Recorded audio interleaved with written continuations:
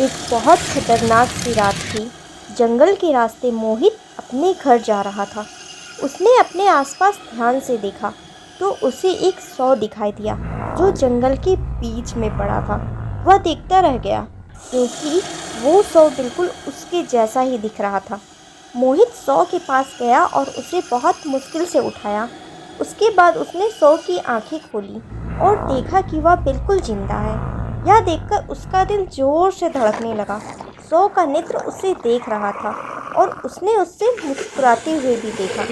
यह सचमुच मोहित के लिए बहुत अजीब था।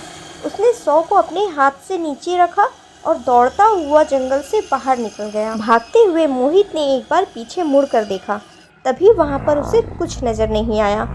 मोहित को लग रहा था वह दिमागी तौर से पागल हो गया है या फिर कुछ ऐसा हुआ है उसके साथ जो वो समझ नहीं पा रहा। लेकिन जब वो अपने घर पहुंचा तो उसके साथ वहां पर भी कुछ अजीब सा हो रहा था।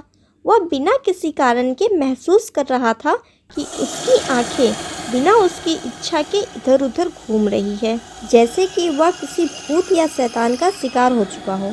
फिर वह अपने कमरे में चला गया और सो गया। लेकिन उस रात मोहित को बहुत ही अजीब सा अनुभव हो रहा था।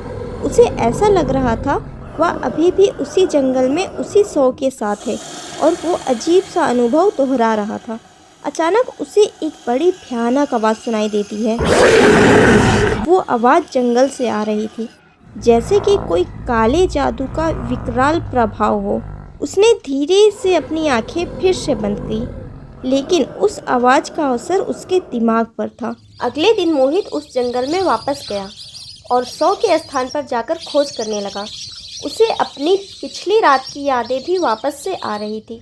वह खोजता रहा और अचानक से उसे एक गुफा मिल गई। वह एक बहुत लंबी सी गुफा थी जिसे देखकर मोहित डर गया। लेकिन मोहित को वो आवाज़ फिर से सुनाई देती है जिसने उसके दिमाग को उस गुफा में प्रवेश करने के लिए मजबूर कर दिया था। उसने अपनी सारी हिम्मत इकट्ठी की और उस गुफा के अंदर गया। मोहित के होश ही उड़ गए जब उसने पाया कि वहाँ एक मुखौटे वाला आदमी बंधा हुआ है। ये वही आदमी था जो उस अजीब सी आवाज़ को उत्पन्न कर रहा था, जिसकी वजह से मोहित उस गुफा में खींचा चला आया। जब मोहित ने उस व्यक्ति को छुआ तो वह उंगली से महसूस कर रहा था कि उसकी त्वचा बहुत ठंडी और सख्त थी।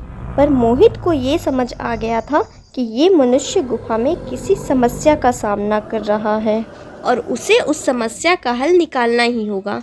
उस मुखौटे वाले आदमी की मदद करने के लिए मोहित ने अपनी सारी शक्ति इकट्ठी की और उसे मुक्त कराने में सफल रहा।